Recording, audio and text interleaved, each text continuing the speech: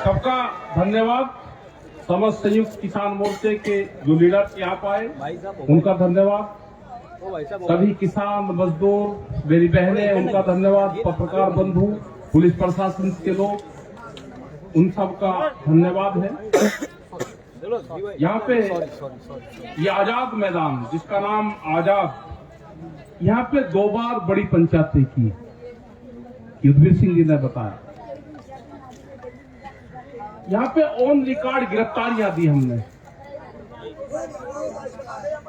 जो लिखित में दी, और पुलिस प्रशासन के पास में जब व्यवस्था नहीं थी तो इसी आजाद मैदान को जेल बनाया गया, पूरे को जेल बनाया। ओ जी जी, जेल से सुविधाएं ये होती है कि फिर अरे नहीं चलो ना जरा, जब जेल बन गई तो सरकारी मेहमान बन गए। तो जब सरकारी मेहमान बन गए तो उनके खाने पीने का इंतजाम भी यहाँ के पुलिस फोर्स ने किया।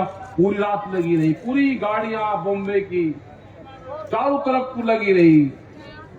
लेकिन जब ये बीच में जो कंस्ट्रक्शन है ये नहीं था, ये पूरा मैदान था बड़ा, यहाँ पे लाखों लोग थे। एक समझौता हुआ कि 71,000 लोग ऑन रिकॉर्ड गिरफ्तारी देंगे। प्रशासन न मानना कि 71,000 लोग हैं, ये लाखों, चलो जितने भी बनना। ये तो वो आजाद मैदान, ये ऐतिहासिक जगह किसान आंदोलनों की रही है। आज भी इस मैदान में आए जो मजदूर आए, जो आदिवासी लोग आए, जो पालघर और आदिवासी लोग, हम करीब 8-10 दिन पहले वहां पे गए थे। जिस हिसाब से उनके जंगलों को नष्ट करा जा रहा है, उनकी जमीनें ली जा रही है, और एक का गांव में, एक का खेत में 2-2 तरह के मुआवजे वहां पे दिए गए। वे अनपढ़ लोग थे वहां पे, जिनकी जमीन छीनने का काम करा जा रहा है, जो जंगलों को काटने का काम किया जा रहा है। एक नारा हम हमेशा देते थे, जो जल, जंगल और जमीन पे उनका अधिकार है जो उसमें रहते हैं। जो वहां पे फसलें पैदा होती थी, जो चीको, जो पहाड़ी अनाज वहां पे पैदा होता था, जब उनके जुलूस में हम गए तो बहुत तरह का अनाज, जो ट्रेडिशनल अनाज था वो लेके गए। उसकी मार्केट बहुत ऊंची मार्केट उसकी हो सकती है। यह आंदोलन उनका है, यह आंदोलन उनका है कि जो दिल्ली भी नहीं गए लेकिन आंदोलन को समर्थन करते हैं। ये एक वैचारिक क्रांति है, वैचारिक आंदोलन है, और जब भी कभी दुनिया में कोई वैचारिक क्रांति आई, उस क्रांति ने परिवर्तन किए हैं। इसमें अलग अलग तरह के लोग आएंगे, इसमें अलग अलग तरह के भाषा के लोग आएंगे, विभिन्न तरह के इसमें झंडे दिखेंगे हमको। आज जब संयुक्त मोर्चा बना और दिल्ली के बॉर्डरों पे आया, अलग अलग झंडे लेकर आया, तो किसी को किसी झंडे से कोई ऐतराज नहीं रहा। लेकिन सरकार आज भी लगी हुई है, वो एक लोगों को अलग अलग नाम से उस पर एलिगेशन लगाती रही। अगर उसको सिख कम्युनिटीज के लोग दिखे तो उनको खालिस्तानी बताने का काम करा, उनकी सपोर्ट दूसरे लोगों ने दी। अगर लाल झंडा दिखा तो माओवादी बताया, उनकी सपोर्ट दूसरे लोगों ने किया। उन्हें कहा कि ना, गुस्सा होने की जरूरत नहीं है, ये एक को, ये जो आरएसएस के लोग हैं, जो बीजेपी के लोग हैं, ये एक को तोड़ना चाहते हैं। इनसे गुस्सा नहीं होने की जरूरत, इनसे सीखने की जरूरत है। ये क्या क्या कहेंगे, इसके लपेटे में सबको लेंगे, धीरे धीरे इंतजार करना, नंबर सबका आएगा। पहले पंजाब को खालिस्तानी बताया, फिर लाल झंडे को माओवादी बताया, फिर हरियाणा के लोगों को उग्रवादी बताया, फिर अगर पश्चिम के लोग आए उनको जातिस्तानी बताया। अलग अलग तरह के नाम लिए तो फिर हम समझ गए कि ये सबको एक को तोड़ने की कोशिश कर रहे। हम एकजुट रहेंगे, गुस्सा नहीं करेंगे हम। और 1 साल हमारा बहुत अच्छे तरीके से बीता। 1 साल का जो कठिन सफर था, हमने कुर्बानियां दी, उन परिवारों को ने कुर्बानियां दी, जो 750 किसान इस आंदोलन में शहीद हुए, जो मजदूर शहीद हुए, जो देश के नौजवान थे, जो भविष्य थे उन परिवारों का, वो शहीद हुए। इस आंदोलन की जीत का अगर श्रेय जाएगा तो उन शहीद परिवारों को जाएगा। इस आंदोलन में अगर कुछ घटना घटित होगी तो उसकी जिम्मेदारी संयुक्त मोर्चे की होगी। सरकार अभी धोखा कर रही है, अभी सचेत रहने की जरूरत है।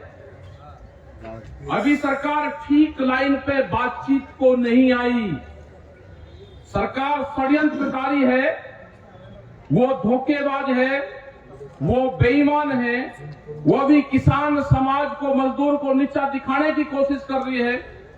आज भी वो इस शिक्ष में है कि किसानों को कैसे नीचा दिखाकर इनको घर भेज दिया जाए।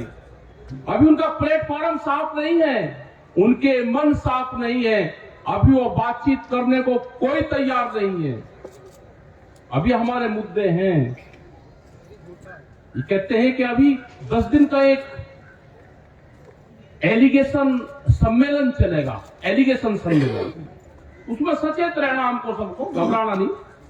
अभी चलेंगे, जितने भी हमारे पेपर के साथी हैं वो एक ही क्वेश्चन आपसे करेंगे कि 3 कानून वापसी हो गया, आप घर क्यों नहीं जा रहे। ये 10 दिन का अभियान चलेगा, उसमें सचेत रहना, घबराने की जरूरत नहीं उससे।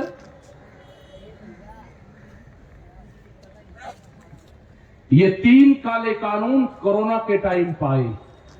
कोरोना एक देश में बीमारी थी, कोरोना देश की जनता के लिए बीमारी थी, 3 कानून भी देश की जनता के लिए बीमारी थे। दोनों का उद्गम स्थान एक ही टाइम पे हुआ। क्या कोरोना खत्म हो गया? क्या देश से पूरी बीमारियां खत्म होगी? क्या अस्पतालों के ताले लग गए? देश में कोई बीमारी नहीं है? इसी तरह से 3 काले कानून वापसी होना किसानों की बीमारी खत्म होना नहीं है। किसानों की और भी बहुत बीमारियां हैं। सबसे बड़ा इशू एमएसपी, और एमएसपी के सबसे बड़े वकील रहे हैं देश के प्रधानमंत्री नरेंद्र मोदी। ये 2011 में जब मुख्यमंत्री गुजरात के थे, एक फाइनेंशियल एक कमेटी बनी थी, कई मुख्यमंत्री उसमें थे और भी एक्सपर्ट लोग थे। उस टाइम की सरकार ने इनको जिम्मेदारी दी थी कि एमएसपी पे क्या करना चाहिए, वो ड्राफ्ट तैयार करो। इन्होंने पीएचडी उस पे की, अपना ड्राफ्ट तैयार किया और उस टाइम की भारत सरकार को ड्राफ्ट सौंपा। उसमें था कि एमएसपी को गारंटी कानून बनाया जाए। जिन विद्यार्थियों ने एमएसपी पे पीएचडी की हो, वो उस पे वकालत करी हो, अपना वकालतनामा लगाया हो, उनका प्रमोशन यहां आज वे जज बन गए, देश के प्रधानमंत्री बन गए, उनकी कोर्ट में फैसला चला गया। अब दूसरी कमेटी की जरूरत कहां है? उन्होंने तो उसमें पीएचडी की है। देश की जनता को धोखे में रखा जा रहा। कहते हैं जी एमएसपी से बड़ा नुकसान होगा। आप कहो ने एक्सपर्ट क्यों आ रहे हो कि धोखा होगा? आप कहो कि एमएसपी किसानों के लिए नुकसान का सौदा है। अगर हम एमएसपी देंगे, उस पर गारंटी देंगे, तो उससे किसानों को नुकसान होगा। आप कहो, हम कह रहे हैं कि हमको फायदा होगा, आप दो एमएसपी। लेकिन एमएसपी इसलिए नहीं देना चाहते कि बड़े व्यापारी जो उद्योगपति इनके हैं, उनके गोदाम बनवा दिए, सस्ता अनाज खरीद के उन गोदामों में भरा जाएगा, देश के किसानों की अनाज की लूट होगी, इसलिए एमएसपी देना नहीं चाहते। आपने बड़ी बड़ी कंपनियां यहां पर देखी होगी, कुछ लोग होंगे कि जिन्होंने केएफसी, मैकडोनल्ड्स, ये बड़ी कंपनी है जो फूड चेन है, जो भोजन का व्यापार करती है। बॉम्बे में होंगे हमारे पत्रकार साथी होंगे, या और भी बहुत लोग होंगे जो पढ़े लिखे हमारे बच्चे हैं, वे जरूर इसमें होंगे। उनसे आप एक चीज पूछना कि जी बचा हुआ भोजन हमको किसी गरीब बस्ती में देना है, आप वो भोजन हमको दे दो जो शाम को आपका भोजन बचता है। आपको बचा हुआ भोजन ये कंपनियां कभी नहीं देंगी। उन्होंने कहा कि ना हम बिलिंग से ये भोजन बिलिंग से अलग भोजन दे ही नहीं सकते। उनका है कि बचा हुआ भोजन कैमरों के सामने डस्टबिन में जाता है। अपने नौकर को भी नहीं देते जो पूरा दिन वहां पे काम करता है। अगर गुलाब जामुन उसका खाने का मन करा और बची हुई गुलाब जामुन है वो खा नहीं सकता। वो शाम को जब क्लोजिंग उसके दरबार का क्लोजिंग होगा वो डस्टबिन में गिन के उसको डिस्ट्रॉय करा जाता है। उन्हें कहा कि ये फ्री की वस्तु नहीं है। और हमने कहा कि रोटी बाजार की वस्तु नहीं है, रोटी जरूरत की चीज है, इसको बाजारीकरण नहीं होने देना चाहिए। अगर गुरुद्वारे रोटियों को बेचने का काम करते तो इनसे तो बड़ा दुनिया में कोई व्यापारी हो ही नहीं सकता। मतलब गुरुद्वारे रोटियों को खिलाने का काम करते हैं, ये बड़ी कंपनियां रोटियों को बेचने का काम करती हैं। यही अंतर इस आंदोलन में है। सरकारें रोटियों पे व्यापार करना चाहती है, रोटियों को तिजोरी में बंद करना चाहती है। शीशे की तिजोरी में एक रोटी दिखेगी तो भूख कितनी लगी, भूख के आधार पर रोटियों की कीमतें तय होंगी। इस तरह की बड़ी बड़ी कंपनियां देश में आ रही है। इनसे अगर बचना है तो आंदोलन की शुरुआत हुई है। 1 साल का आंदोलन है, बड़ी बीमारी खत्म हुई है। जो देश के मुद्दे थे उन मुद्दों की आंदोलन की शुरुआत आजाद मैदान से हुई है। यह आंदोलन खत्म नहीं हुआ। मोदी सरकार कहते हैं कि क्षमा मांग ली, मोदी ने ना, अगर वो देश का प्रधानमंत्री है तो क्षमा नहीं मांगनी उसको। देश का प्रधानमंत्री किसानों से नहीं क्षमा मांग रहा, देश का प्रधानमंत्री क्षमा याचना कर रहा जिसके गोदाम पहले बनवाए और देश में कानून पार्लियामेंट में बाद में आया। इसका मतलब पार्लियामेंट में भी लीकेज हुआ है। उनको पता था बड़ी बड़ी कंपनियों को कि जो हम कानून बनवाएंगे हम अपने हक में बनवा लेंगे, आप गोदाम बना लो, कानून तो हमारे पक्ष में बन ही जाएंगे। मजदूरों के जो लेबर एक्ट थे उसमें संशोधन किया गया। आज कोई भी इंडस्ट्रीज का मजदूर आंदोलन नहीं कर सकता, उसको बांध दिया गया। पूरे देश की प्रॉपर्टी को बेचने का काम करा जा रहा। मध्य प्रदेश की 182 मंडी जिसमें अनाज बिकता था, उनको कहा कि मंडियां कमजोर होगी, इसकी जमीन को बेच दो। रेलवे को बेचा जा रहा, देश के बंदरगाह बेच दिए। LIC, पेट्रोलियम, कौन सी संस्था छोटी जो नहीं बेची। यह आंदोलन लंबा चलेगा। इस आंदोलन में कुर्बानियां होगी। यह आंदोलन में 750 कुर्बानियां हुई हैं। ये संघर्ष अभी जारी रहेगा। ये कहते हैं जी महाराष्ट्र में क्यों है, ये कहते हैं जी उत्तर प्रदेश में क्यों जा रहे हैं। कोई देश ये कोरिया नहीं है कि परमिट लेकर जाना पड़ेगा। नहीं, यहां पे किंग जोंग का राज है। ये लोकतंत्र देश है, इसमें आजादी जब देश की हुई तो बहुत से लोगों की कुर्बानी आ गई। पूरे संयुक्त मोर्चे के लोग पूरे देश भर में जाएंगे, जहां पे भी जनता बुलाएगी संयुक्त मोर्चे के लोग वहां पे जाएंगे, पूरे देश भर में आंदोलन करेंगे। आपको रुकना होगा। अगर हमारी मीटिंग को रोकने की कोशिश करोगे तो हम भी आपकी मीटिंग को रोकने की कोशिश करेंगे। आप या तो हमारी बात मान लो। समझौता होता है एक टेबल पे बैठ के। भारत सरकार टेबल पे बैठ के समझौते करे।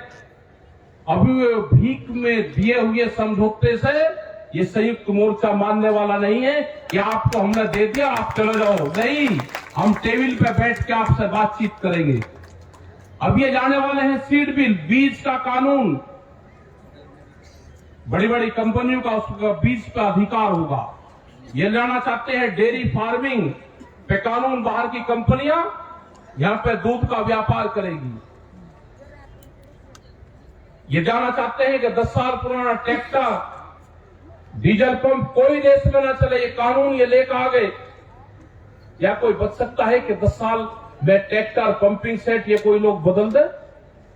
क्या जो बीजेपी के लोग हैं जिन्होंने इनको वोट दिया, उनके नेता ये लिख के एफिडेविट देने को तैयार है कि हम 10 साल में अपना पंपिंग सेट सब कुछ बदल देंगे?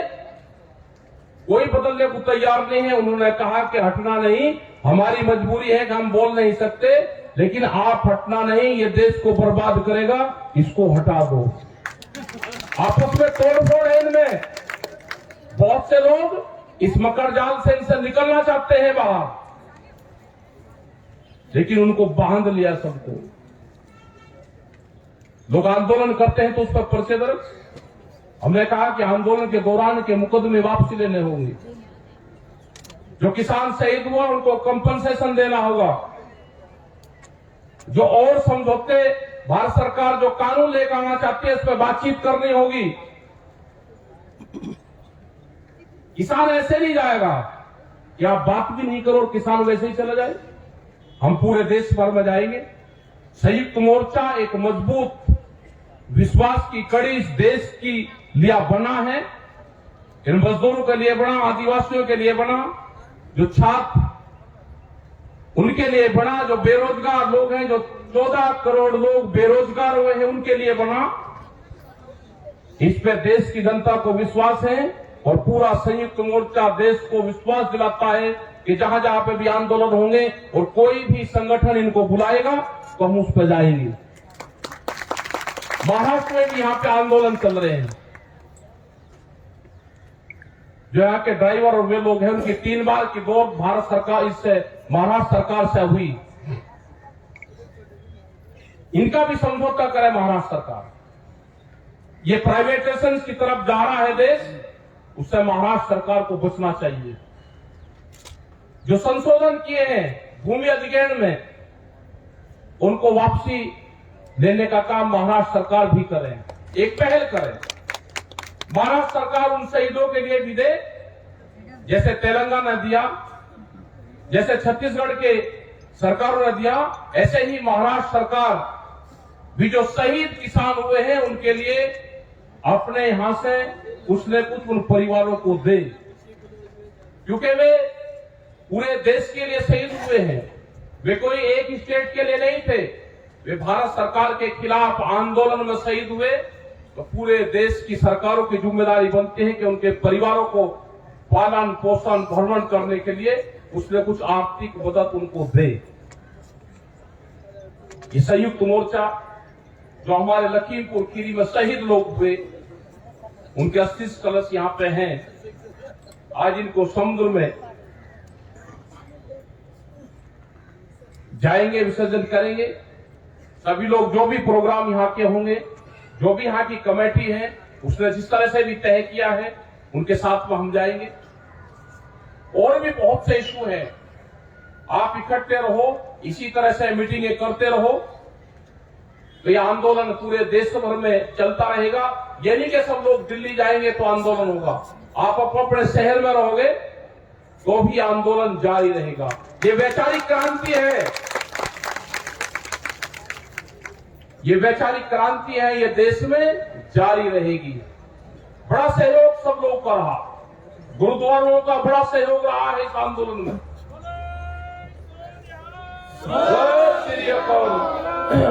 बड़ा सहयोग रहा है। जो गुरुद्वारों को चलाने वाले, जो लंगर चलाने वाले हमारे बाबे हैं, वे कभी स्टेज पान के बोलते नहीं, लेकिन बड़े सेवा भाव से जहां पे भी मीटिंगें होती हैं तो उनको कह देते हैं तो वही लंगर उनका पहुंच जाता है।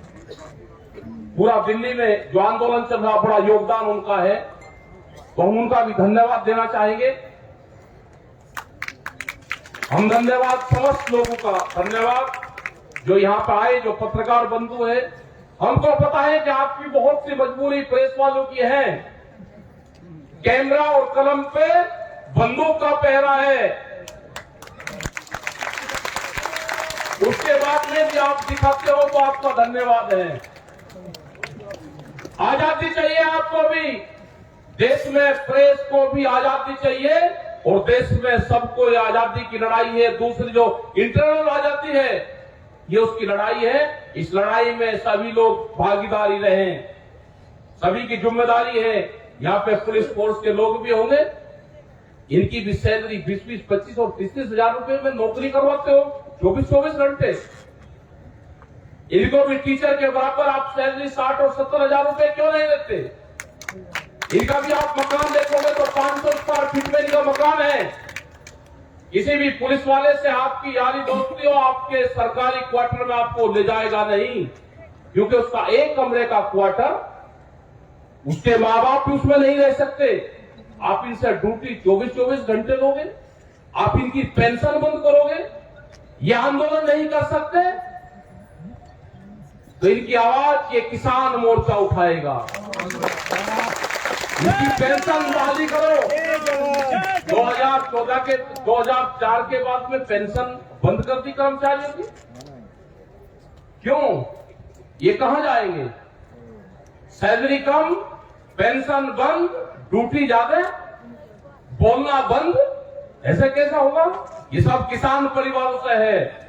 2 रुपया इनके पास में ज्यादा जाएगा तो घर में ही लगेगा, किसी गांव में लगेगा, कोई पुताई करवाएगा, कोई मकान बनवाएगा, तो इनकी भी आवाज उठेगी। प्रेस के लोग भी बहुत, कहीं न कहीं झगड़ा होता है तो उसमें सबसे पहली रिपोर्टिंग करते हैं, वहां फायरिंग में उसमें मारे जाते हैं, तो इनके लिए आवाज कौन उठाएगा? बहुत जगह हमने आवाज उठाई कि 1 करोड़ रुपया प्रेस के लोग अगर कहीं मारे जाते हैं किसी दुर्घटना में, ये शहीद होते हैं, तो 1 करोड़ रुपया इनके परिवारों को मिलना चाहिए। सबसे नंबर 1 पे फ्रंट लाइन पर रहते हैं। पुलिस के जवान से भी एक तरफ पुलिस की फायरिंग रहेगी, एक तरफ किसी आतंकवादी की रहेगी, बीच में प्रेस का रिपोर्टर रहेगा, उसको खबर चाहिए। लेकिन अगर कुछ हो जाता है उसके परिवार को कोई पूछने वाला नहीं है। ये उस स्टेट की जिम्मेदारी है जहां पे घटना होती है। आप सब लोग यहां पे आए, आपका धन्यवाद सभी लोगों का, और आप इस आंदोलन में शरीक हो। ये मुद्दा अभी दिल्ली का आंदोलन चल रहा है, अफवाहें उड़ेंगी कि किसान घर क्यों नहीं जा रहे। ये 10 दिन हमको झेलना है सबको, उसके लिए सब लोग तैयार रहे। जय हिंद, जय भारत और जय बॉम्बे, जय महाराष्ट्र। तो सबका धन्यवाद है, सभी लोगों का धन्यवाद जो यहाँ पे आए। और आगे का जो भी प्रोग्राम होंगे, मेघा जी है यहाँ पे, दर्शन पाल जी है, जो भी आगे के प्रोग्राम होंगे उसका प्रोग्राम आप उसको संयुक्त मोर्चे की तरफ से जो भी आपका प्रोग्राम है उसको आप कंटिन्यू करें। धन्यवाद, जय हिंद, जय महाराष्ट्र।